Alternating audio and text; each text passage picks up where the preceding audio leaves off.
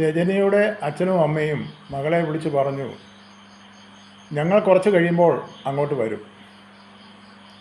അല്പം കഴിഞ്ഞപ്പോൾ രജനിയുടെ അച്ഛനും അമ്മയും കാറയിൽ വന്നു. വീടിൻ്റെ മുറ്റത്തിറങ്ങിയിട്ട് അനക്കമൊന്നുമില്ല. മകളെ വിളിച്ചു.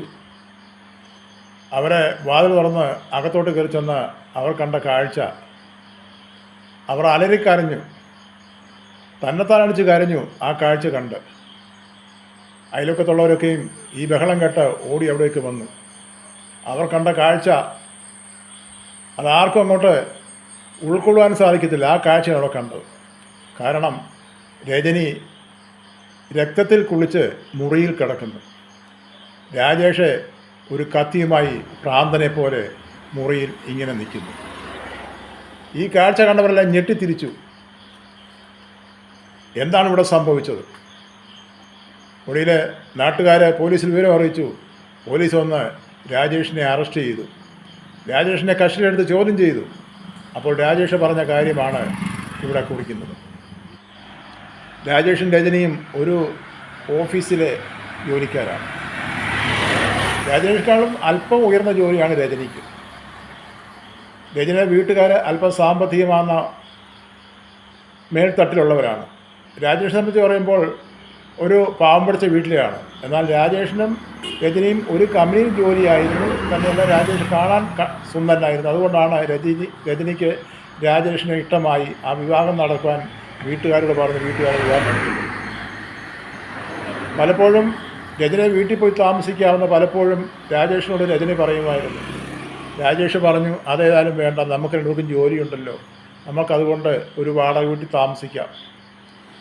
രാജേഷിൻ്റെ വീട്ടിൽ പോയി താമസിക്കുന്നത് രജനിക്ക് ഇഷ്ടമല്ലായിരുന്നു. കാരണം രജനിയെക്കാട്ടിലും സാമ്പത്തികമായിട്ട് താണവരായിരുന്നു രാജേഷിൻ്റെ വീട്ടുകാർ. ആ ഒരു തള്ളൽ എപ്പോഴും രജനി മനസ്സിലുണ്ടായിരുന്നു. ആ രീതിയിലൊക്കെയാണ് അവരോട് പെരുമാറിയിരുന്നത്. അങ്ങനെയാണ് രജനിയുടെ ആ നിർബന്ധം മൂലമാണ് രാജേഷ് അവിടെ അടുത്തൊരു വീട് വാടകയ്ക്ക് എടുത്ത് അവിടെ താമസിച്ചത്. ഓഫീസിനോട് ചേർന്നാണ് വീട് വാടകയ്ക്കെടുത്ത് താമസിച്ചത്. പലപ്പോഴും രജനി ഈ രാജേഷിനോട് പരുഷമായ രീതിയിൽ കൂടി സംസാരിക്കാനും പെരുമാറാറുണ്ട്. രാജേഷെക്കാട്ടിലും അല്പം കൂടെ ഉയർന്നൊരു ഉദ്യോഗസ്ഥയാണെന്നുള്ളതാകുന്ന ആ രീതിയിൽ കൂടെ പെരുമാറ്റങ്ങളൊക്കെ ഓഫീസിൽ രാജേഷിനെ നേരിടേണ്ടതായിട്ട് വന്നിട്ടുണ്ട്. അവിടെയൊക്കെ രാജേഷ് സമയം പാലിച്ച് എൻ്റെ ഭാര്യയല്ലയോ, അവരങ്ങ് ക്ഷമിച്ചേക്കാവുന്ന രീതിയിൽ കൂടിയൊക്കെയും രാജേഷ് മുന്നോട്ട് കടന്നു പോകുമായിരുന്നു. പലപ്പോഴും അഭിപ്രായ വ്യത്യാസങ്ങളുണ്ട്. രാജേഷിൻ്റെ അച്ഛനും അമ്മയ്ക്കും രാജേഷിൻ്റെ ശമ്പളത്തിൽ നിന്ന് ഒരു വിഹിതം കൊടുക്കുന്നത് രജനിക്ക് ഇഷ്ടമല്ലായിരുന്നു. രജനി അതിനെ പലപ്പോഴും ചോദിച്ചിട്ടുണ്ട്. അപ്പോൾ പറയുന്നു, രാജേഷ് എൻ്റെ അച്ഛനും അമ്മയ്ക്കും ഞാനല്ലാതെ വേറെ ആരാളുള്ളത്, മറ്റുള്ള ചേട്ടന്മാരുണ്ടല്ലോ അവർ കൊടുക്കട്ടെ, അല്ലെങ്കിൽ പെൺമക്കളുണ്ട് അവർ കൊടുക്കട്ടെ എന്നൊക്കെ രജനി പറയുമായിരുന്നു. രാജേഷ് അതത്ര കാര്യമാക്കിയില്ല. അത് ഭാര്യയുടെ അറിവുകളാണല്ലോ എന്ന് തള്ളിക്കളയുമായിരുന്നു. പലപ്പോഴും ഇവർ അഭിപ്രായ വ്യത്യാസമാണ്. രാജേഷ് പറയുന്നൊരു കാര്യം രജനി അംഗീകരിക്കുകയില്ല. അങ്ങനെ വന്ന പലപ്പോഴും ഇവർ വീട്ടിലെ ശണ്ട കൂടാറുണ്ട്. രജനി പെട്ടെന്ന് ദേഷ്യം വരുന്ന സ്വഭാവക്കാരിയാണ്. പെട്ടെന്ന് കോപം വരും. രാജേഷിന് അത്ര പെട്ടെന്ന് ദേഷ്യം വരത്തില്ല. അത് രാജേഷ് വന്നാൽ തന്നെ അത് അടക്കി നിർത്തും. രാജേഷ് ക്ഷമിച്ചു മാറുമായിരുന്നു. അങ്ങനെ ഇരിക്കുമ്പോഴാണ് അച്ഛനും അമ്മയും അങ്ങോട്ട് വരുമെന്നുള്ള വിവരം അറിഞ്ഞത്. അച്ഛനും അമ്മയ്ക്കും വീട്ടിൽ കാറുണ്ട്. അവരെ കാറിലാണ് വരികയും പോവുകയും ചെയ്യുന്നത്. പലപ്പോഴും രജനി പറഞ്ഞു, നമുക്കൊരു കാറ് വാങ്ങാം. അപ്പം രജനിയുടെ അച്ഛനും അമ്മയും പറഞ്ഞ് കാറ് വാങ്ങിച്ചു കൊടുക്കാമെന്ന് പറഞ്ഞു. പക്ഷേ രാജേഷിൻ്റെ അഭിമാനം സമ്മതിക്കുന്നില്ല. താൻ ജോലി ചെയ്ത് അധ്വാനിച്ചൊരു കാറ് വാങ്ങിച്ചോളാമെന്ന് പലപ്പോഴും രാജേഷ് രജനിയോട് പറയാറുമുണ്ട്. ഏതായാലും അച്ഛനും അമ്മയും കൂടെ അങ്ങോട്ട് വരുവാൻ വിളിച്ചു പറഞ്ഞപ്പോൾ തന്നെ രാജേഷിനോട് പറഞ്ഞു, അച്ഛനും അമ്മയും വരുന്നുണ്ട്, അവർക്ക് ആവശ്യമുള്ളതൊക്കെ വാങ്ങിച്ചു കൊടുക്കണം നമ്മൾ. അതുകൊണ്ട് ടൗണിൽ പോയിട്ട് ഇന്ന സാധനങ്ങൾ വാങ്ങിക്കണം പറഞ്ഞ് ഒരു ലിസ്റ്റൊക്കെ കൊടുത്തു. അധികാരത്തോടാണ്. രാജേഷ് രജനിയെ വഴക്ക് പറഞ്ഞു, നീ ഇത്ര ദാക്ഷ്യത്തോടെ എന്നോട് സംസാരിക്കരുത്.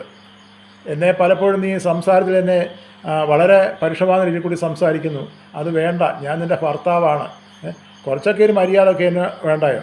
ഇതേപ്പറ്റി പറഞ്ഞ് അങ്ങോട്ടും ഇങ്ങോട്ടും ഏതാണ്ട് കറിക്ക് അരിഞ്ഞുകൊണ്ടിരിക്കുകയായിരുന്നു രജനി. അച്ഛനും അമ്മയ്ക്കും ആഹാരം ഉണ്ടാക്കാൻ വേണ്ടി, വരുമ്പോഴത്തേനും ഊണുണ്ടാക്കാൻ വേണ്ടി പറഞ്ഞ് അങ്ങോട്ടും ഇങ്ങോട്ടും ദേഷ്യമായി തങ്ങളിൽ ഏതാണ്ട് പറഞ്ഞു ഇഷ്ടക്കേട് വന്നു. രാജേഷ് രജനിയെ അടിക്കാൻ കൈ ഓങ്ങി. ഇനി നീ ഇത് പറയരുതെന്നും പറഞ്ഞ് രജനി കയ്യിരുന്ന കത്തി കൊണ്ട് രാജൻ്റെ കൈക്ക് വെട്ടി. രാജേഷിന് ആകപ്പാടെ ദേഷ്യമായി, സങ്കടമായി. പെട്ടെന്ന് ആ കത്തി പിടിച്ച് വാങ്ങിച്ചിട്ട് രജനിയെ തലങ്ങും വിലങ്ങും വെട്ടി. രജനി മറിഞ്ഞ് ആ മുറിയിലേക്ക് വീണു. ഈ കാഴ്ചയാണ് അച്ഛനും അമ്മയും വന്നപ്പോൾ കാണുന്നത്. മകൾ മറിഞ്ഞ് വീണ് രക്തത്തിൽ കുളിച്ച് കിടക്കുന്ന കാഴ്ച. പോലീസ് പെട്ടെന്ന് വന്നു. എല്ലാവരും നാട്ടുകാർ ഓടിക്കൂടി. വിവരങ്ങൾ തിരക്കിയപ്പോഴാണ് രാജേഷ് ഈ സംഭവങ്ങൾ അവിടെ എല്ലാവരുടെയും പറയുന്നത്. അതെ, ഞാൻ തെറ്റ് ചെയ്തു, പക്ഷേ അവളോട് ജീവിച്ചതിനേക്കാളും ഭേദം ഞാൻ ജയിലിൽ പോയി കിടക്കുന്നതാണ്. അങ്ങനെ രാജേഷ് അഴിക്കുള്ളിലായി.